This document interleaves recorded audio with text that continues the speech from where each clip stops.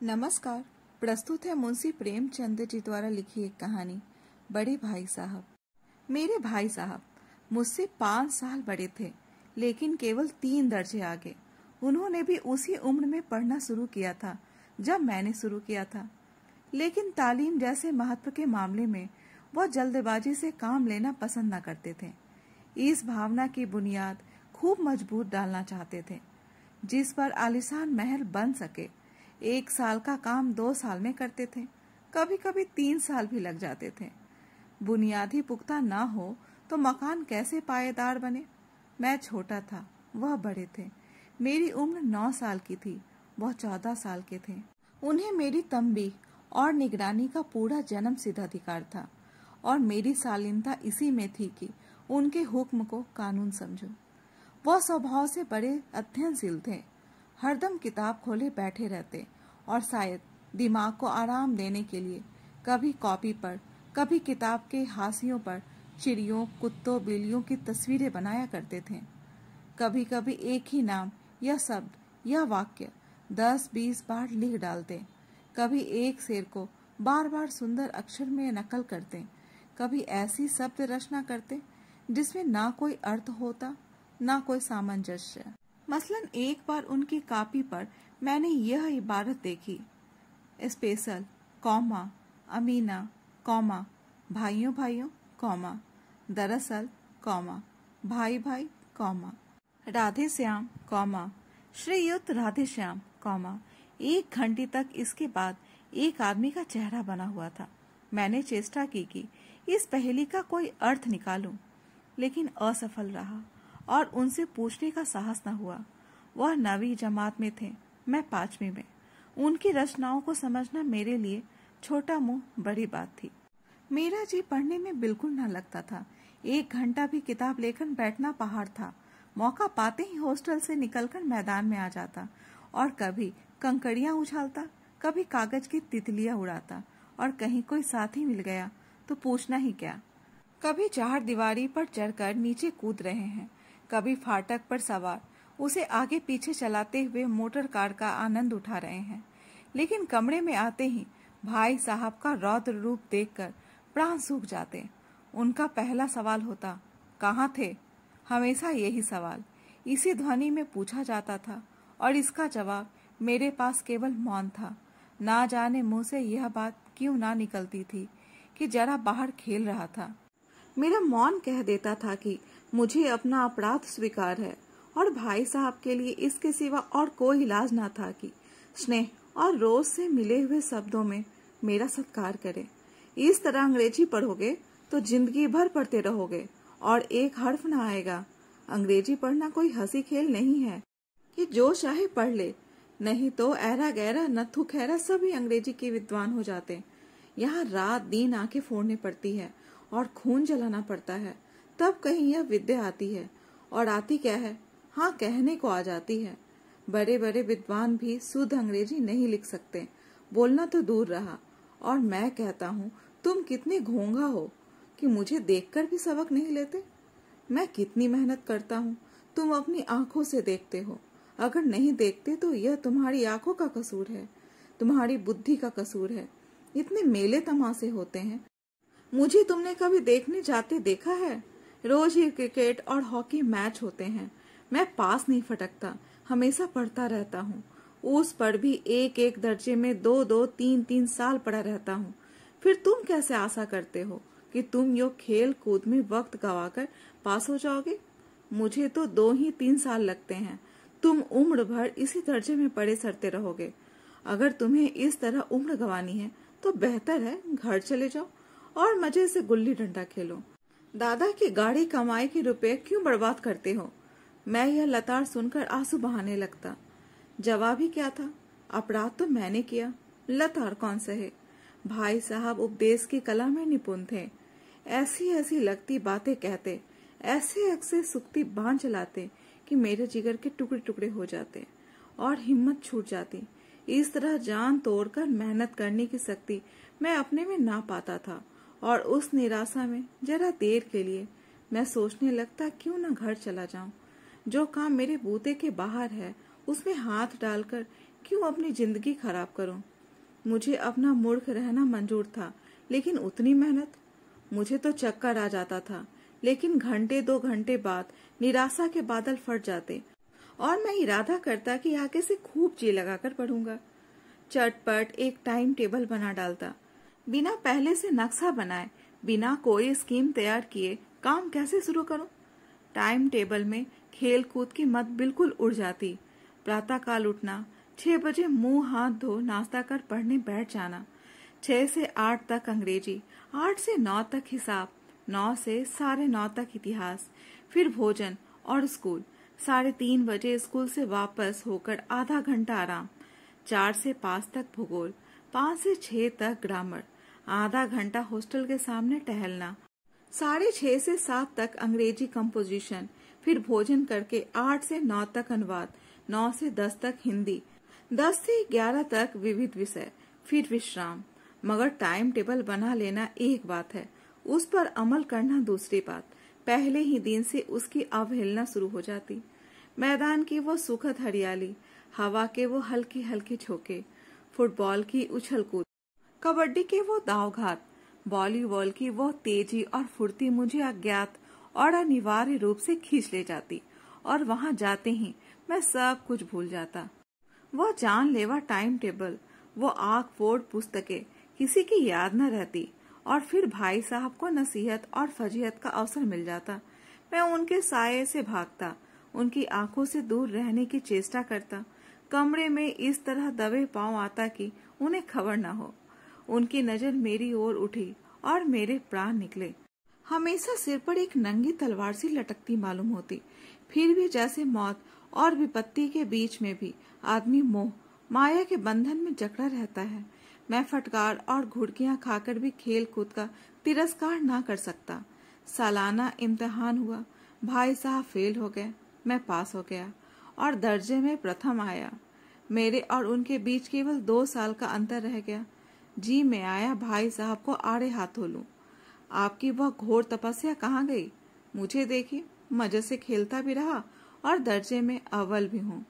लेकिन वो इतने दुखी और उदास थे कि मुझे उनसे दिली हमदर्दी हुई और उनके घाव पर नमक छिड़कने का विचार ही लज्जास्पद जान पड़ा। हाँ, अब मुझे उनके ऊपर कुछ अभिमान हुआ और आत्मसम्मान भी बढ़ा। भाई साहब का वो रोब मुझ पर ना रहा। आजादी से खेल कूद में शरीक होने लगा। दिल मजबूत था।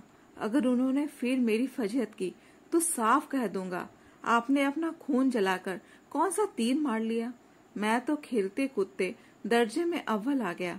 जबान से यह हेकरी जताने का साहस न होने पर भी मेरे रंग ढंग से साफ जाहिर होता था कि भाई साहब का वो आतंक अब मुझ पर नहीं है। भाई साहब ने इसे भाप लिया। उनकी सहज बुद्धि बड़ी तीव्र थी और एक दिन जब मैं भोर का सारा समय गुल्ली डंडे की भेंट करके ठीक भोजन के समय लौटा तो भाई साहब ने मानो तलवार खींच ली और मुझ पर टूट पड़े। देखता हूँ इस साल पास हो गए और दर्जे में अव्वल आ गए तो तुम्हें दिमाग हो गया। मगर भाईजान, घमंड तो बड़े बड़े का नहीं रहा। तुम्हारी क्या हस्ती है? इतिहास में रावण का हाल तो पढ़ा ही होगा। उसके चरित्र से तुमने कौन सा उपदेश लिया, या यूं ही पढ़ गए? महज इम्तिहान पास कर लेना कोई चीज नहीं, असल चीज है बुद्धि का विकास। जो कुछ पढ़ो उसका अभिप्राय समझो। रावण भूमंडल का स्वामी था। ऐसे राजाओं को चक्रवर्ती कहते हैं। आजकल अंग्रेजों के राज का विस्तार बहुत बढ़ा हुआ है, पर इन्हें चक्रवर्ती नहीं कह सकते। संसार में अनेकों राष्ट्र अंग्रेजों का आधिपत्य स्वीकार नहीं करता, बिल्कुल स्वाधीन है। रावण चक्रवर्ती राजा था। संसार के सभी महीप उसे कर देते थे। बड़े बड़े देवता उसकी गुलामी करते थे। आग और पानी के देवता भी उसके दास थे। मगर उसका अंत क्या हुआ? घमंड ने उसका नाम निशान तक मिटा दिया। कोई उसे एक चुल्लू पानी देने वाला भी ना बचा। आदमी जो कुकर्म चाहे करे, पर अभिमान ना करे। इतराए नहीं, अभिमान किया और दीन दुनिया से गया। शैतान का हाल भी पड़ा ही होगा। उसे यह अभिमान हुआ था कि ईश्वर का उससे बढ़कर सच्चा भक्त कोई है ही नहीं। अंत में यह हुआ कि स्वर्ग से नरक में ढकेल दिया गया। शाहे रूम ने भी एक बार अहंकार किया था, भीख मांग मांग कर मर गया। तुमने भी अभी केवल 1 दर्जा पास किया है और अभी से तुम्हारा सिर फिर गया? तब तो तुम आगे बढ़ चुके। यह समझ लो कि तुम अपनी मेहनत से नहीं पास हुए।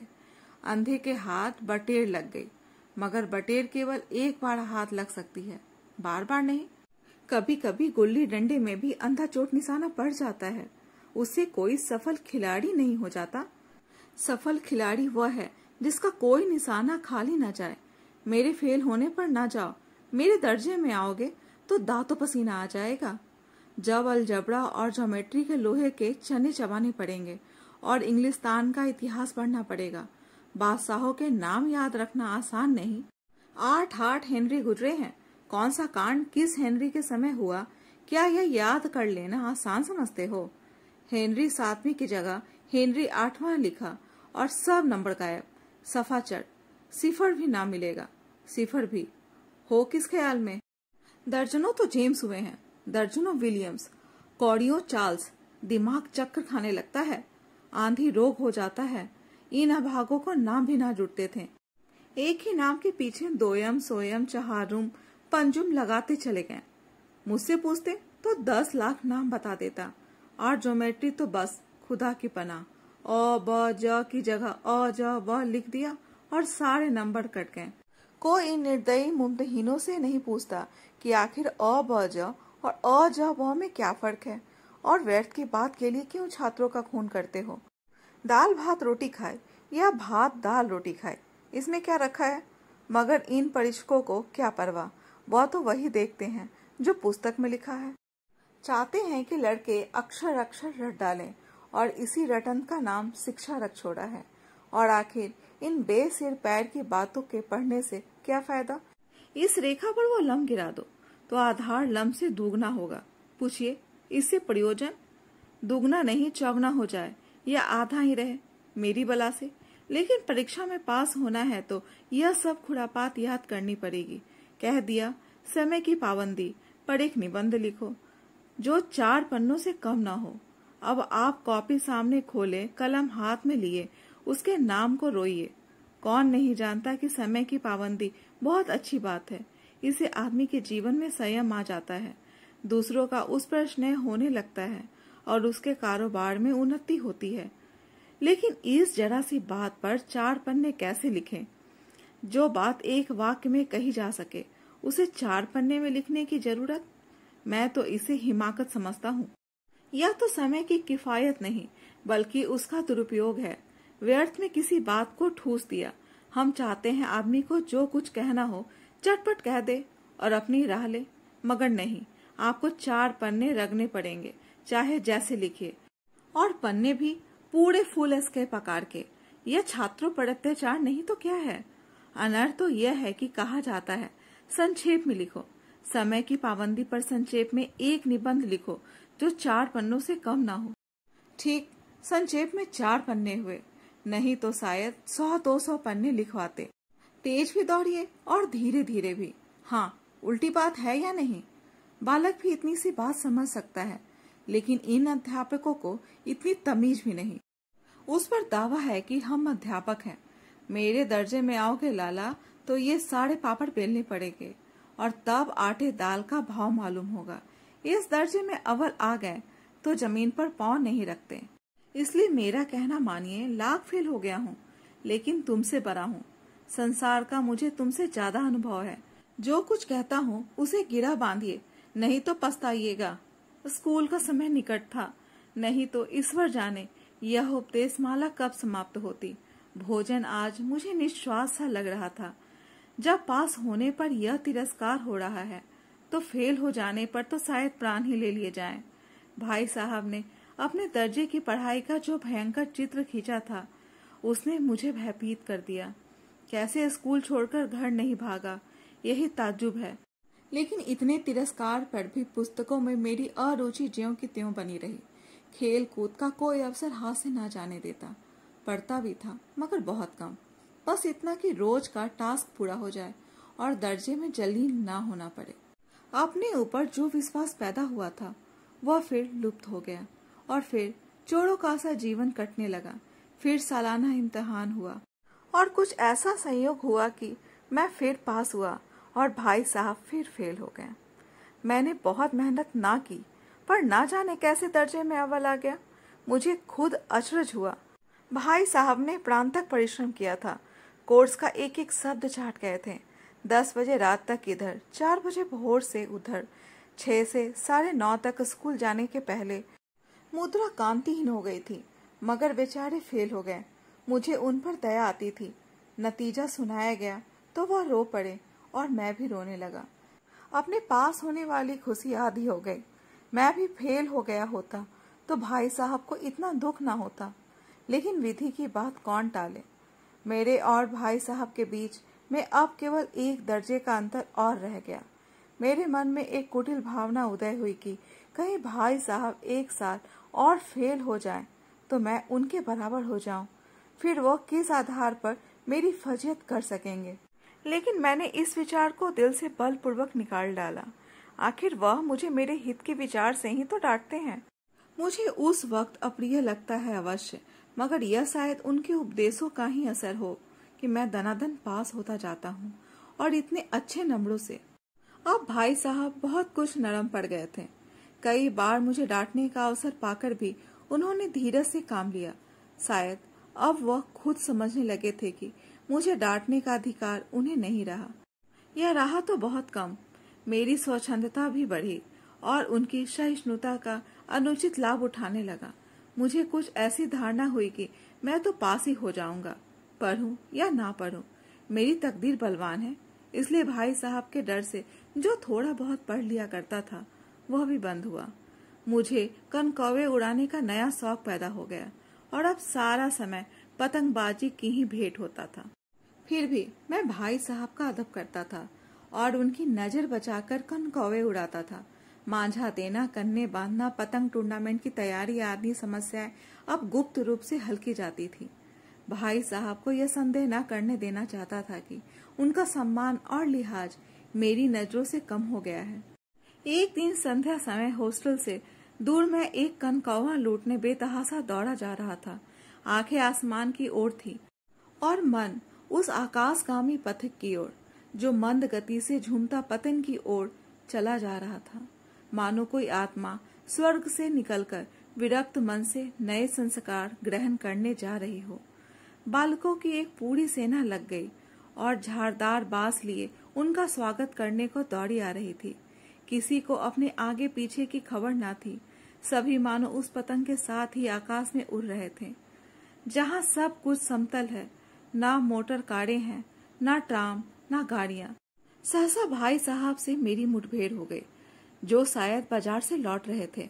उन्होंने वही मेरा हाथ पकड़ लिया और उग्र भाव से बोले, इन बाजारी लंडों के साथ धेले के कनकौवे के लिए दौड़ते तुम्हें शर्म नहीं आती?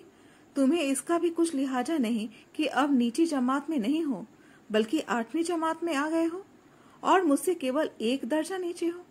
आखिर आदमी को कुछ तो अपनी पोजीशन का ख्याल रखना चाहिए। एक जमाना था कि लोग 8वां दर्जा पास करके नायब तहसीलदार हो जाते थे। मैं कितने ही मिडिलशियों को जानता हूँ जो आज अव्वल दर्जे के डिप्टी मजिस्ट्रेट या सुपरिटेंडेंट हैं। कितने ही 8वीं जमात वाले हमारे लीडर और समाचार पत्रों के संपादक हैं। बड़े बड़े विद्वान उनकी मातहती में काम करते हैं और तुम उसी 8वें दर्जे में आकर बाजारी लौंडों के साथ कनकौवे के लिए दौड़ रहे हो। मुझे तुम्हारी इस कम अकली पर दुख होता है। तुम जहीन हो, इसमें शक नहीं, लेकिन वह जेहन किस काम का जो हमारे आत्मगौरव की हत्या कर डाले? तुम अपने दिल में समझते होगे मैं भाई साहब से महज 1 दर्जा नीचे हूँ और अब उन्हें मुझको कुछ कहने का हक नहीं है, लेकिन यह तुम्हारी गलती है।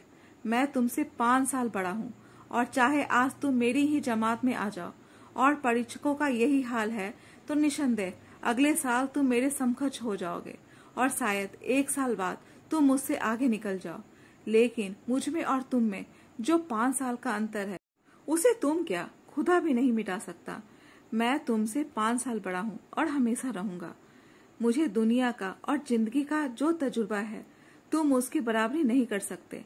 चाहे तुम MA, DPhil या DLit ही क्यों ना हो जाओ, समझ किताबें पढ़ने से नहीं आती। हमारी अम्मा ने कोई दर्जा पास नहीं किया और दादा भी शायद 5वीं 6ठी जमात के आगे नहीं गए, लेकिन हम दोनों चाहे सारी दुनिया की विद्या पढ़ ले, अम्मा और दादा को हमें समझाने और सुधारने का अधिकार हमेशा रहेगा, केवल इसलिए नहीं कि वो हमारे जन्मदाता हैं, बल्कि इसलिए कि उन्हें दुनिया का हमसे ज्यादा तजुर्बा है और रहेगा। अमेरिका में किस तरह की राज्य व्यवस्था है और 8वें हेनरी ने कितने विवाह किए और आकाश में कितने नक्षत्र हैं, यह बातें चाहे उन्हें ना मालूम हो, लेकिन हजारों ऐसी बातें हैं जिनका ज्ञान उन्हें हमसे और तुमसे ज्यादा है। देव ना करे आज मैं बीमार हो जाऊं तो तुम्हारे हाथ पांव फूल जाएंगे।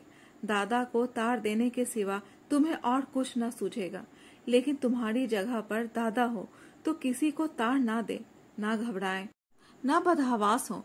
पहले खुद मर्ज पहचान कर इलाज करेंगे, उसमें सफल ना हुए तो किसी डॉक्टर को बुलाएंगे। बीमारी तो खैर बड़ी चीज है, हम तुम तो इतना भी नहीं जानते कि महीने भर का खर्च महीने भर कैसे चले। जो कुछ दादा भेजते हैं उसे हम 20-22 तक खर्च कर डालते हैं और पैसे पैसे को मोहताज हो जाते हैं। नाश्ता बंद हो जाता है, धोबी और नाई से मुंह चुराने लगते हैं। लेकिन जितना आज हम और तुम खर्च कर रहे हैं उसके आधे में दादा ने अपनी उम्र का बड़ा भाग इज्जत और नेक नामी के साथ निभाया है और एक कुटुंब का पालन किया है जिसमें सब मिलाकर 9 आदमी थे। अपने हेड मास्टर साहब ही को देखो, एमए है कि नहीं, और यहाँ के एमए नहीं ऑक्सफोर्ड के 1000 रुपया पाते हैं, लेकिन उनके घर इंतजाम कौन करता है? उनकी बूढ़ी माँ। हेड मास्टर साहब की डिग्री यहाँ आकर बेकार हो गई। पहले खुद घर का इंतजाम करते थे, खर्च पूरा ना पड़ता था, कर्जदार रहते थे। जब से उनकी माताजी ने प्रबंध अपने हाथ में ले लिया है, जैसे घर में लक्ष्मी आ गई है। तो भाईजान यह गरूर दिल से निकाल डालो कि तुम मेरे समीप आ गए हो और अब स्वतंत्र हो। मेरे देखते तुम बेराह नहीं चल पाओगे। अगर तुम यो न मानोगे तो मैं थप्पड़ दिखाकर इसका प्रयोग भी कर सकता हूँ। मैं जानता हूँ तुम्हें मेरी बातें जहर लग रही है। मैं उनकी इस नई युक्ति से नतमस्तक हो गया। मुझे आज सचमुच अपनी लघुता का अनुभव हुआ और भाई साहब के प्रति मेरे मन में श्रद्धा उत्पन्न हुई। मैंने सजल आंखों से कहा, हरगिज नहीं, आप जो कुछ फरमा रहे हैं वह बिल्कुल सच है और आपको कहने का अधिकार है। भाई साहब ने मुझे गले लगा लिया और बोले, मैं कनकौवे उड़ाने को मना नहीं करता, मेरा जी भी ललचाता है, लेकिन क्या करूं, खुद बेराह चलूं तो तुम्हारी रक्षा कैसे करूं? यह कर्तव्य भी तो मेरे सिर पर है। संयोग से उसी वक्त एक कटा हुआ कनकौवा हमारे ऊपर से गुजरा। उसकी डोर लटक रही थी। लड़कों का एक गोल पीछे पीछे दौड़ा चला आता था। भाई साहब लंबे हैं ही, उछलकर उसकी डोर पकड़ ली और बेतहासा हॉस्टल की तरफ दौड़े। मैं पीछे पीछे दौड़ रहा था। दोस्तों, ये कहानी कैसी लगी कमेंट बॉक्स में अपने विचार जरूर बताएं, और अच्छी लगी हो तो कहानी को एक लाइक और चैनल को सब्सक्राइब करना बिल्कुल ना भूलें। कहानी सुनने के लिए बहुत बहुत धन्यवाद।